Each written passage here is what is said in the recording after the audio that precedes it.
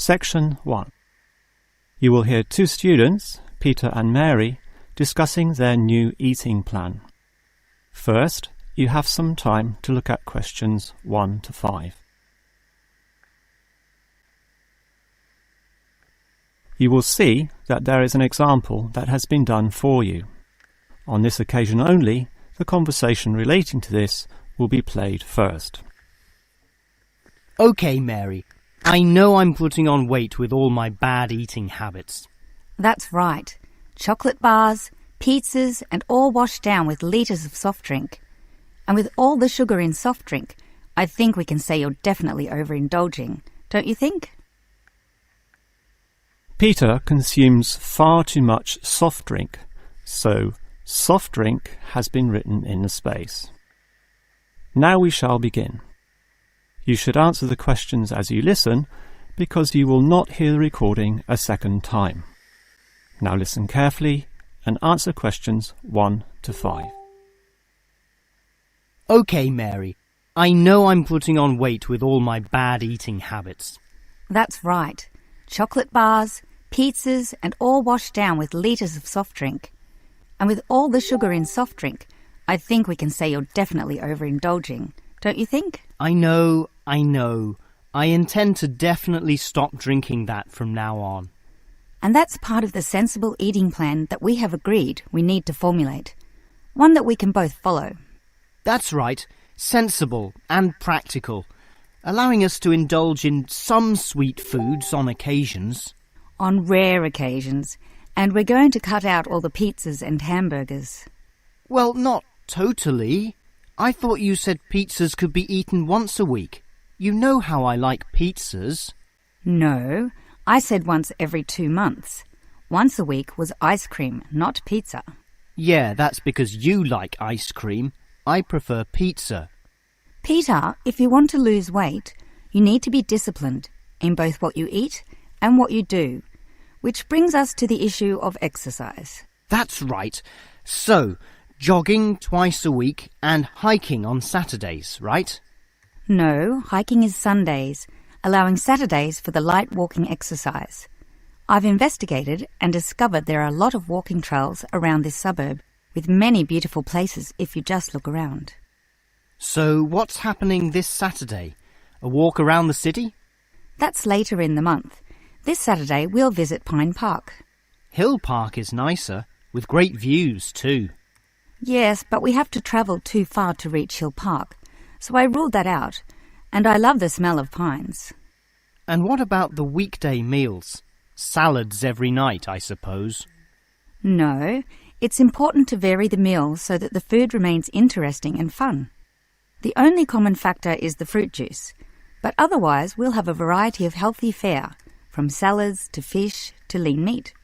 I'd rather have meat every night, but you're the boss. If you want to lose weight, you'll have to accept this program, okay? Okay. Before you hear the rest of the conversation, you have some time to look at questions 6 to 10.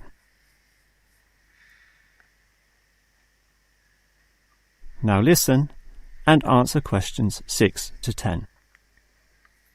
Now, Mary, you said we could have a little treat in our diet plan 3 times a week, specifically Tuesdays, Thursdays and Sundays. Yes, a very small treat, but something to reward us for all the discipline shown. Such rewards will motivate us to continue the diet. So on Tuesdays, what can I choose? You have a choice between a small serving of chocolate, ice cream or biscuits. Okay, well, I'll go for the biscuits. I love those crunchy little things with my cup of tea. So do you, right? I do indeed, so I'll have them too, saving the ice cream for later. But I know how much you like ice cream, so why don't you save it for the end of the week? That will give you the motivation to keep going, and you can have chocolate midweek. That's a good idea, but I think the most important thing is for you and I to eat different things on those other 2 days. Well, if you think that way, I'll eat the ice cream on Thursdays, not the chocolate, okay? Well, if you're having that, then I can't have ice cream. In order to be different, I'll have the chocolate. So we can compare our different snacks and maybe even share a little with each other. Exactly. And the variety and fun involved will take our minds of wanting more. Eating for fun. A good idea. And then you can have the chocolate on Sunday, right? But I like biscuits. Actually, I want biscuits again to have with my cup of tea. But you have the biscuits on Monday, remember? And we can't repeat. Oh, come on. This isn't fixed in concrete. I can have them again instead of chocolate. You might like variety, but I don't. I'm a creature of habit. Well, the whole point of this was to taste different snacks. But if you want the same thing, okay. I, for one, am sticking to the original plan, with ice cream to finish the week and not another dose of chocolate. That is the end of section 1. You now have half a minute to check your answers.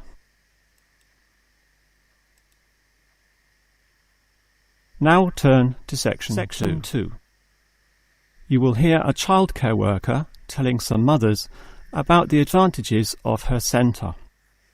First, you have some time to look at questions 11 to 16. Now listen carefully and answer questions 11 to 16. Hello everyone, and welcome to the Stanfield Childcare Centre.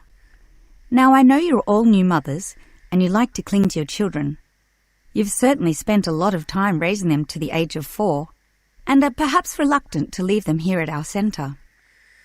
Well, one of the first things you should understand is that here it is safe. Very safe. Look around and you'll see that every room has padded walls. Other centres have standard painted walls, but here we have invested a lot to ensure your children will not hurt themselves when running around and possibly tripping over. This padding extends around all corners. That is, the areas most likely to bruise and cut your active little child. So, you can rest assured that any accidents of a physical nature are not likely to happen here. Now, you don't want to dump your child at this centre and let them waste their time. You want them to learn, and that's one of the greatest assets of our establishment. Our staff are not only trained childcare workers, but all of them have a special skill which they can impart to your child. Whether it be teaching the ABC, some basic mathematics, artistic skills, or physical education. We are particularly known for our preschool literacy program and have a wealth of learning toys specially designed to develop your child's potential. Of course, one concern many mothers have is that, in environments such as these, colds and flus and other viral nasties can be easily spread around. It's a very legitimate concern, and one which we take seriously, and we pride ourselves on our precautions. For a start, unlike most centres which clean with standard detergents, we disinfect every service at the end of every day, using a special disinfectant wash. Some places just wipe surfaces daily with a damp cloth, but not us, and that's just the start. We also physically check your children when they arrive every day, and if we feel your child is sick, we ask him or her to wear a face mask to ensure germs are not transmitted. If your child is noticeably sick, then we ask you to take them back home to recover. This might sound a little unkind, but we hope parents can understand that these measures are for the benefit of all. Before you hear the rest of the talk, you have some time to look at questions 17 to 20.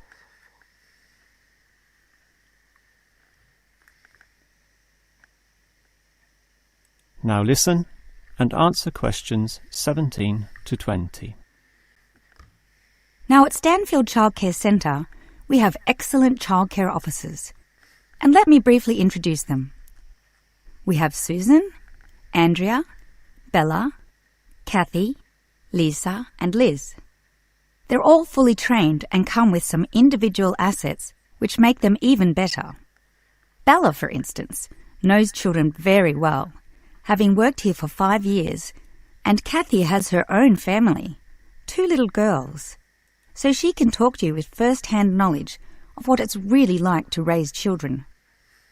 But getting back to Bella, she often relaxes here after work, spending long hours chatting to parents, as does Kathy, in fact. But in terms of hours, nothing can compare to Andrea, who will sometimes spend the night here, staying in our overnight room. Why? Because this centre is very friendly and simply a great place to be. Bella, for example, used to be quite shy herself, but now is marvellous with the little kiddies, as outgoing as any of them. We let Kathy, though, deal with the particularly quiet and introverted children. Since having her own family, she knows what can really bring them out. Of course, what better way to do this than with yummy homemade cakes? And Kathy often gets these from Bella, who can make some of the best in town. Yes, everyone here brings something special, which is why we're one of the best childcare centres in the business. That is the end of section 2. You now have half a minute to check your answers.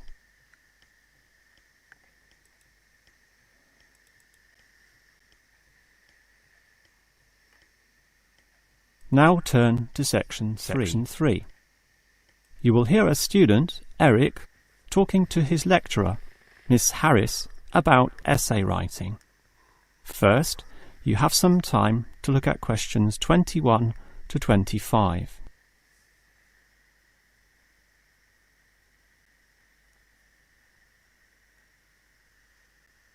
Now listen carefully and answer questions 21 to 25.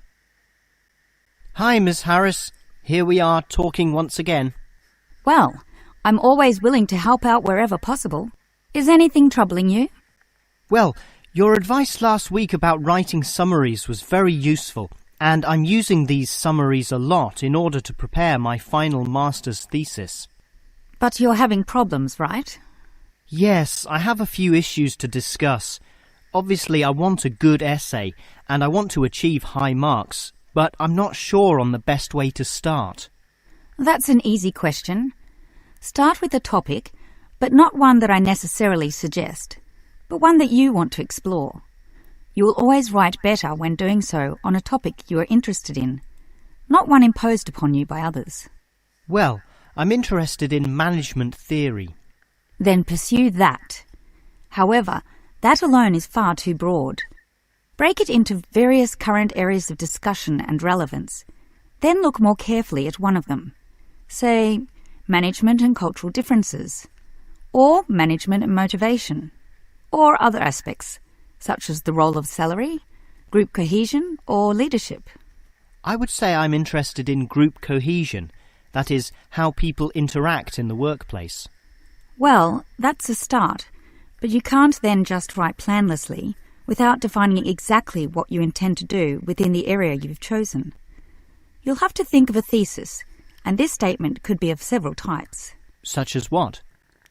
Oh, you could argue a point, something that you believe in, or discuss an issue, looking at its various perspectives, or critique the opinions of others, pointing out the pitfalls and flaws. The thesis statement will make that very clear because it will say, in simple terms, what you intend to achieve in your essay. I see. And then I can just begin writing, right? Wrong. Huh? If your essay is going to be clear, it needs to be logical and organised, and this means you'll need an outline. This could be written as a flowchart or spider graph, that is, a series of connected lines.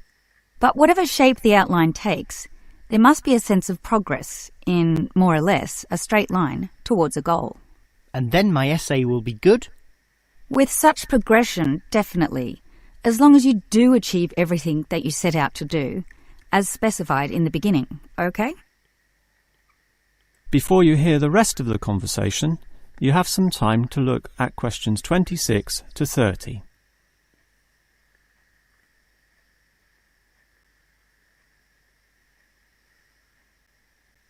Now listen and answer questions 26 to 30. Well, Ms. Harris, your advice about essay writing all sounds very useful, solid and step-by-step, so I'll certainly follow that. But can you tell me in more general terms, what constitutes the best essay? Oh, there are many aspects to consider, but one of the most important is certainly original thinking. The best essays are written by people who think for themselves, and not just copy or imitate established views. I think I can do that. But remember, you can't just give a list of unsupported assertions. There needs to be support as well. A chain of logic linking each step in your argument. Right. Yet that alone is not enough. Your argument may be logically sound, but is it practically so? For that, you need examples from real life to illustrate your points or subpoints. I've got lots of examples from my course readings. I suppose I could use them. But remember, whenever you use an example or facts or figures that are not commonly known, you must give a reference. That's an academic necessity, without which your writing will automatically fail. So it's necessary to give these, right? Absolutely. And with that, your essay will be fine. But always ensure that you format it clearly. What do you mean? I mean the practical considerations, as written in the University Style Guide, such as leaving appropriate margins, using double spacing, Arial font, and so on. You see, your writing must look good as well as be good. I can certainly do that. And finally, related to the previous point, you need to respect the number of words required. Your individual lecturers will give you a word count figure, so follow what they say, making your essay neither too long nor too short. Perhaps 10% either way should be acceptable. 15% was common when I was younger, but it's a lot stricter now, and 20% would be pushing the boundaries just a little too far. I guess I can do all that. Thanks for your advice. That is the end of section 3. You now have half a minute to check your answers.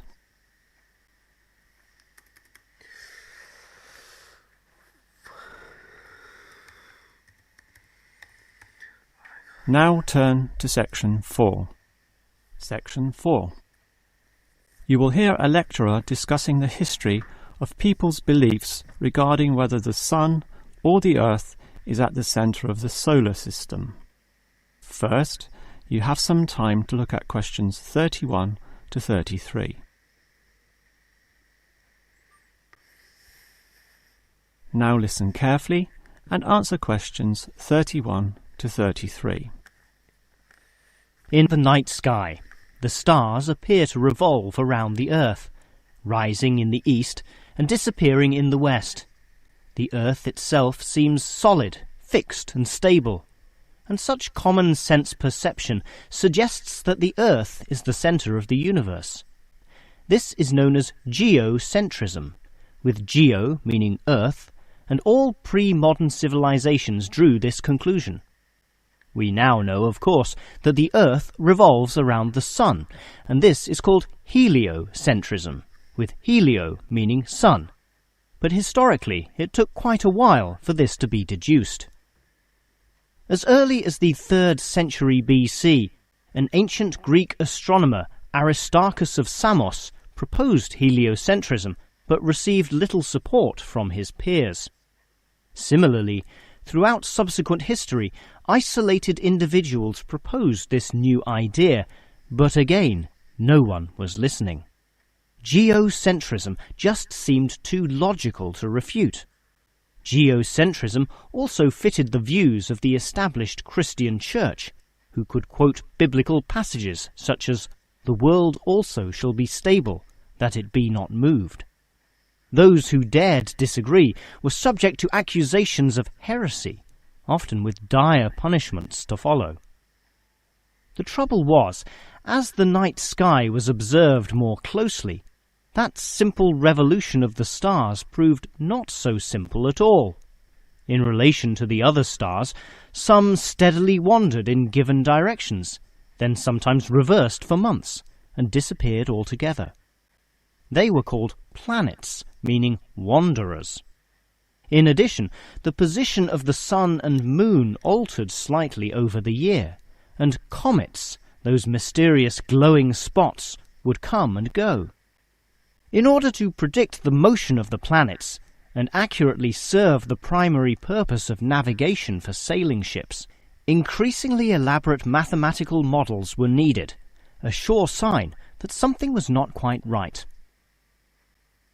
before you hear the rest of the lecture, you have some time to look at questions 34 to 40.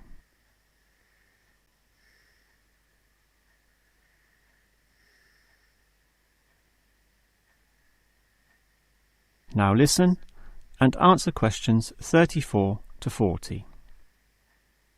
Heliocentrism, or the belief that the Sun is the centre of the solar system, still needed a mathematically sound description before it could be scientifically accepted. And it was a Polish astronomer, Nicholas Copernicus, who in 1543 first published this. This event is sometimes referred to as the Copernican Revolution. Copernicus himself certainly feared the consequences of his proof, knowing full well it might invoke the anger of the established church. Probably for this reason, he waited until the last year of his life, when he was sick and dying, to release his findings. In addition, the preface of the book, written by a respected member of the church, stated that the model was not necessarily correct. As a result of this, there was no revolution whatsoever. In fact, the book received scant attention in the subsequent decades, apart from a few irate clergymen who angrily dismissed the whole scheme as irrelevant. Yet the following generations of astronomers did not always fare so well. The Italian scientist Galileo got into trouble, as did a fellow Italian with the surname Bruno, Giordano Bruno, who was burnt at the stake.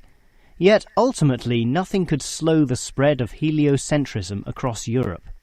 It formed the basis of Isaac Newton's great work on the motion of the planets, a work which implied that even the Sun, around which the Earth circled, was itself in motion around a common centre of gravity. No discourse about heliocentrism could finish without mentioning that, somewhat unbelievably, there still exist those today who choose to believe that the Earth is the centre of the universe. Modern geocentrism is usually the result of literal interpretations of the Bible, which is the cornerstone of these people's beliefs. They, therefore, also believe in creationism, that is, that a God created everything, and while we may smile at this, it is sobering to consider that surveys have revealed that up to 10% of British people, 12% of Europeans, 20% of the USA, and 25% of the Middle East still hold the belief that the Sun revolves around the Earth. One can only wonder what Copernicus would have thought of this. That is the end of section 4. You now have half a minute to check your answers.